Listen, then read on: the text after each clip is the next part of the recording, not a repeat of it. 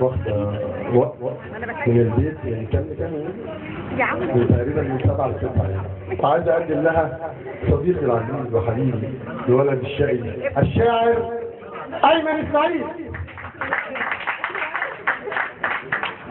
لا حاجة أقدم بقى أيمن. ابني ده ابني.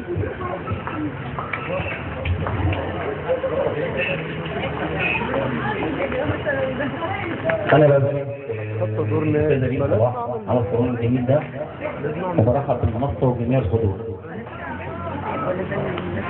حاسس بتوحد جواك الآخر حتة جوه وريدك وانت بتجري تقابل عيوني زي ما اكون الواد الشقي بس معاكي واقبل الدارة من كل براءة شوقي في عينيكي.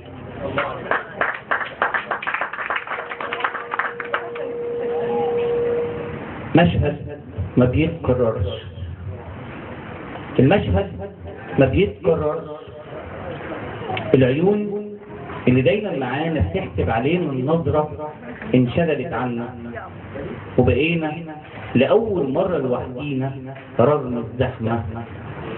اترسمت في عينينا نظرات الرفكة مش واقفة، عدي لجوه عيوني بسرعة قبل ما يلحق حد يحوشنا. بإيدي تنام على شعرك ونامي لأول مرة على كتفك.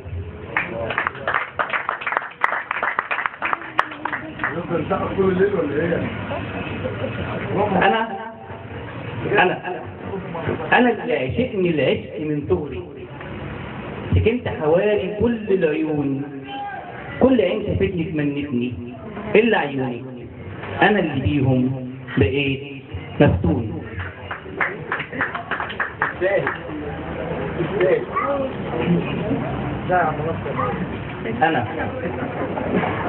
أنا اللي العشق دوبته وفي كوباية قدمته، ولما شربت ناولتي أوان ملتي وسلمتي، وفي لحظة بقيت أنا ملكك ومملكتك حارسها بعيوني، لكن الأصل أنا ملكك.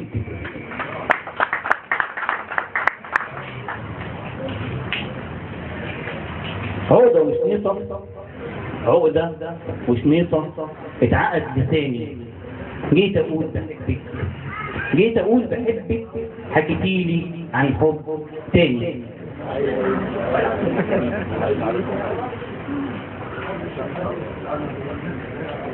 فتحت بيبان الهوى، فتحت بيبان الهوى وحلفت قلبك يكون مدينتي، لكن من كتر قلبي ما هوى قلبي اتحول مدينتي.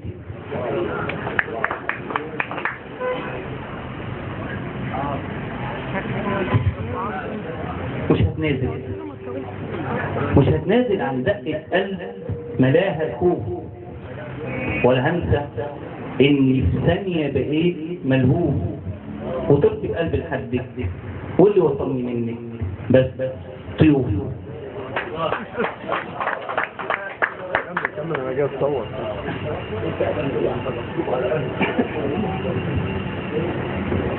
لسه حي، وضع الثبات بقى وضع ممل، والايد اللي ما دابش لوحده لازم يتحل، وارجع اجري واعدي حيطان الصمت، ولو صوتي ما عدش، ورجليا بقت خيال مرسوم على الارض، وضع مؤقت لازم هيزول مع اول خطوه بكسكس، وعينيكي المرسومين في عيوني اكبر دليل اني لسه حي. شكرا. شكرا للشاعر الجميل الولد الشقي أيمن إسماعيل. شكرا لك يا أيمن.